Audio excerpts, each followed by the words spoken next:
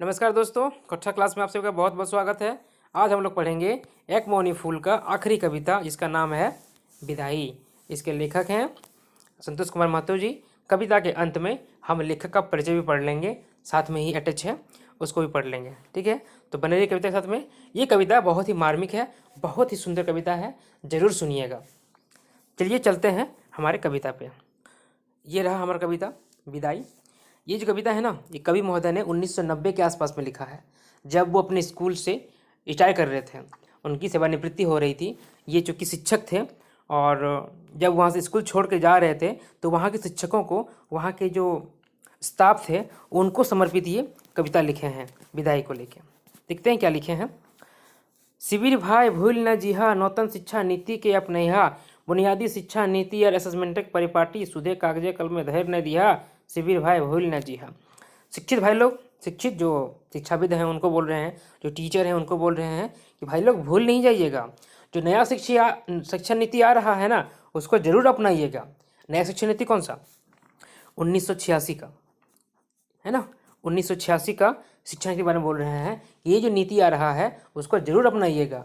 1990 की बात है, उसमें से नया नया ये शिक्षा नीति आ रही थी। ठीक है, उसके बारे में बोल रहे हैं कि इसमें बुनियादी शिक्षा का बात है और असेसमेंट का बात है, जिससे बच्चे खुद करके सीखने वाली चीज़ें हैं। इन सब चीज़ों को ध्यान रखिएगा। सिर्फ कागज़ कलम में बांध के मत रख दीजिएगा, इसके इस्तेमाल कीजिएगा, बच्चों तक ये जाने दीजिएगा, इसको अच्छे से इस्तेमाल कीजिएगा और इसका पूर्ण जो है लाभ मिलना चाहिए। ठीक है, इस बातों को भूलिएगा नहीं, भूलना चाहिए। अगला है, तोहिने लगा दशक निर्माता और जन पशु गणना ज्ञाता। शिक्षक को बोल रहे हैं, आप ही लोग देश के निर्माता हैं, आप ही लोग देश के निर्माता हैं, देश का निर्माण करते हैं। और जनगणना हो या पशुगणना हो, दोनों काम आप ही का है। जनगणना भी आप ही करते हैं, पशुगणना भी आप ही करते हैं, आप इसके ज्ञाता हैं। तकर संगे नाना रकम का शिक्षा नीति, हमनी सरकारक यह रीति। इसके साथ साथ शिक्षा भी करना है, शिक्षा भी देना है, शिक्षा का रीति भी चलाना है, नीति भी चलाना है। और सरकार का तो खैर यही रीति है कि शिक्षक सारा काम लेगा, अलग बात है। बिना औक्ताय व्यवहार करिहा, शिविर भाई भूल न जिहा। बिना औक्ताय मतलब बिना परेशान होके, बिना मन को खटास किए अपना काम को पूरा कीजिएगा। ठीक है, भूल नहीं जाइएगा। देखिएगा क्या होता है आज के डेट में, शिक्षक पे ज़्यादा काम डाल देता है। शिक्षक जो है ना, थोड़ा अनमना हो जाता है, चिड़चिड़ा हो जाता है। वही बोल रहा है कि अपने व्यवहार को शांत रखिएगा, अकबकाइएगा नहीं और अपने कामों को भूलिएगा नहीं, ये सब ध्यान रखिएगा। दिवा निसी 10 दिन धरी, भूया सुथी भूखे प्यासी मोरी, लिफाफा पाउडर गांधी रेफ्रिजरेटर बनवे लूट ढंग, फूल पत्ती पपीता उपजवे ताकर संग, हिया आर जे कुछ सिखला, स्कूले घरे बाहरे काजे लगैया, सिविल भाई भूल न जिहा। दिवा निसी, दिवा क्या होता है? दिन। निसी क्या होता है? रात। दिन रात 10 दिन धर के, दिन रात 10 दिन जमीन में सो के, भूया सूती मतलब जमीन में सो के भूखे प्यासे मर के। हम लोगों ने जो सीखा है, ठीक है, जो सीखे हैं वो सारी चीज़ें भूलेंगे नहीं। यहाँ से जो कुछ सीख के गए हैं, फूल पत्ती पपीता उपजीवे तकर संग, ये सब उपजाने का, कैसे कैसे फसल करना है। आखिर जो कविता का हम लोग पढ़े हैं, ये कविता एक मनी फूल पढ़े हैं, इसके पहले पढ़े हैं ना पपीता की खेती, एक कविता था, तो उस बारे में बोल रहे हैं कि जो कुछ सीखे हैं यहाँ पे, इसको भूलना नहीं है। घर जाके घर बाहर में जाके इसको इस्तेमाल करना है, काम में लगाना है, इसको भूलना नहीं है। अगला क्या है? 49 भाइक एगो बहिन, परस्पर स्नेह रखिया तोहिन, भूले चुके व्यवहार और कटु कथा, यदि भेल है तो न करिए मने व्यथा, इसके मतलब यह नीति जाने नहीं कोनो रीति। 49 भाइक एगो बहिन, ये क्या बात लिखे हुए हैं? ये 49 भाइक एगो बहिन मतलब जिस स्कूल से रिटायर किए, ठीक है, उस स्कूल में 49 है ना, 49 मतलब 49 होता है ना, 49 मेल टीचर थे और एक सिर्फ थी जो फीमेल थी, एक शिक्षक थी, महिला थी। उनको बोला है ये कि 49 भाइक एगो बहन, 49 टीचर हैं, मेल टीचर हैं, उनकी एक बहन है, एक लेडी टीचर है। परस्पर स्नेह रखिया तोहिन, आप लोग जो है परस्पर स्नेह रखिएगा, अपना मित्रवत व्यवहार रखिएगा। भूले चुके व्यवहार और कटु कथा, यदि भैल है तो न करिए मने व्यथा। भूल चुक से व्यवहार में या कोई कटु कथा हुआ है तो, यदि हुआ है तो मन में कोई व्यथा मत रखिएगा, मन में कोई दुख मत रखिएगा, माफ़ कर दीजिएगा।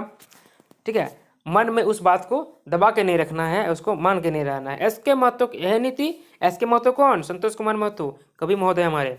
ये कहते हैं जाने न कौनो रीति, जोहार करी नेहर करी सभिन के कहियो, चंद्रपुरा दर्शन के बाद भूल न जिहा। जोहार करके, हाथ जोड़ के, नेहर करके, विनती करके सभी से कह रहे हैं कि चंद्रपुरा दर्शन के बाद भूल नहीं जाइएगा। इसमें एक कविता है ना चंद्रपुरा दर्शन, उसको पढ़ लीजिएगा, उसके बारे में बता रहे हैं कि उसको भूल नहीं जाइएगा, याद रखिएगा। पाती लिखी मन एक शंका मिठैया, लिपटेक अटकलक बात भूल न जिहा। अटकलक नौतन शिक्षा नीति बुझी के अपनैया, शिविर भाई भूल न जिहा। पाती मतलब क्या होता है? चिट्ठी, पत्र। पत्र लिखकर, चिट्ठी लिखकर अपने मन का शंका मिटा लीजिएगा। कोई भी बात है उसको भूल नहीं जाइएगा। लिपटेक अटकलक बात, अटकलक मतलब क्या? अटकना होता है, ऐसा कुछ बात हुआ होगा, पता नहीं मुझे। उसको भूल नहीं जाइएगा और नया शिक्षा नीति को समझ बूझ के अपनाइएगा। और शिविर भाई, जो शिक्षक भाई हैं, शिक्षित भाई हैं, आप लोग कृपया भूलिएगा नहीं, याद रखिएगा, ध्यान रखिएगा। शिक्षा हमारा काम है, शिक्षा बांटना हमारा काम है। वो काम हमारा धूमिल नहीं होना चाहिए, चाहे कुछ भी हो जाए। हमारा जो मेन मकसद है, मेन फोकस है समाज को शिक्षित करने का, उसे हम कभी नहीं भूलें, कभी नहीं छोड़ें। ठीक है, ये था कविता। इसी के नीचे है कवि का थोड़ा परिचय है, थोड़ा पढ़ लेते हैं हम लोग इसी कविता में मिला जुला के, फिर हम लोग खत्म करेंगे इसको। ये इनका आखिरी कविता है ना इस किताब का, एक मौनी फूल का। ये परिचय इनका है, देखिए। संतोष कुमार महतो, नाम इनका है संतोष कुमार महतो। जन्मस्थान, जन्म कब है? 2 सितंबर 1930, 1930 है ना। पिता का नाम स्वर्गीय तालो महतो, माता का नाम स्वर्गीय छुट्टूमणि देवी। छुट्टूमणि देवी जन्मस्थल कहाँ पर है? ग्राम पोस्ट गंगजोरी, ये जैना मोड़ के आसपास है, जिला बोकारो। शिक्षा की है, शिक्षा इनका एमए में है, एमए भूगोल से 1957 में।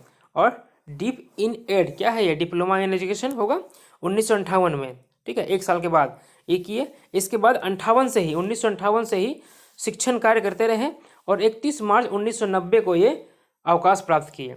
ठीक है, अपने काम से, अपने सेवा से ये सेवानिवृत्त हो जाते हैं। उसी समय का ये कविता लिखा हुआ है। ठीक है, ये कहाँ कहाँ कार्य किए, देखिए इनका कितना कार्य क्षेत्र है, यहाँ लिखा हुआ है। जगोदा सत्संग आश्रम रांची, बांधरी उच्च विद्यालय बांधरी बोकारो, रामरुद्र उच्च विद्यालय चास, डीवीसी उच्च विद्यालय इंटर कॉलेज चंद्रपुरा, डीवीसी उच्च विद्यालय बोकारो थर्मल और डीवीसी उच्च विद्यालय चंद्रपुरा से उप प्राचार्य के रूप में से अवकाश ग्रहण। ठीक है, यहाँ से डीवीसी उच्च विद्यालय चंद्रपुरा से ये उप प्राचार्य के रूप में सेवानिवृत्त हुए। इस पोस्ट पर थे, ड्यूटी कर रहे थे, काम कर रहे थे, सेवा कर रहे थे और शिक्षा का ज्ञान बांट रहे थे और इसी पोस्ट ये अवकाश प्राप्त करते हैं। उसी समय का लिखा हुआ एक कविता है, बड़ा ही मार्मिक कविता है, बहुत ही अच्छा कविता है। पुण्य स्मृति, इनका देहांत कब होता है? इनका देहांत हो जाता है 24 नवंबर 2013 को। 24 नवंबर 2013 को, मतलब आज से लगभग 9 साल पहले इनका देहांत हो जाता है। इनका लेखन कार्य है, देखिए बहुत सी भाषाओं में है, खोट्ठा, हिंदी, बांग्ला, अंग्रेजी, संस्कृत, ये विभिन्न विद्याओं में से है। इसमें बहुत सारे लेखन कार्य किए हैं इन भाषाओं में से। अन्य भाषा ज्ञान भी इनका बहुत अच्छा है। देखिए संथाली, कुरमाली, पचपरगनिया, मगही, नागपुरी, भोजपुरी और मैथिली, ये सारी भाषाओं से अवगत थे, इनको जानकारी थी इन सब भाषाओं की। भविष्य की इच्छा क्या था? भविष्य का इच्छा था देश विदेश भ्रमण, शिक्षण, लेखन, रचनात्मक कार्य, कृषि कार्य, वृक्षारोपण, गौ मानव सेवा, सत्संग और धर्माचरण। देखिए कितना अच्छा इनका विचार था, इनका इच्छा भी था तो कैसा था। ये शिक्षण करेंगे, हम लेखन करेंगे, रचनात्मक कार्य करेंगे, कृषि कार्य करेंगे, वृक्षारोपण करेंगे, मनुष्य और गाय का सेवा करेंगे, सत्संग करेंगे, धर्म के अनुसार आचरण करेंगे। ये सारा इनकी इच्छा था। बहुत ही महान व्यक्ति थे ये। और ये जो किताब है एक मौनी फूल, इसके पब्लिशर कौन है? तो झारखंड झरोखा। ठीक है, ये था कविता और ये था आपका एक मौनी फूल, ख़त्म हो गया। अगर कहीं पर किसी तरह का दिक्कत है, अगर पहले की कविताओं में कुछ कमी रह गया है तो उसको हम पूरा करने की कोशिश करते हैं। आज की बातें यहीं तक। आप सभी को बहुत बहुत धन्यवाद। पढ़ाई करते रहें, तैयारी करते रहें, कोई टेंशन की बात नहीं है, सब ठीक हो जाएगा।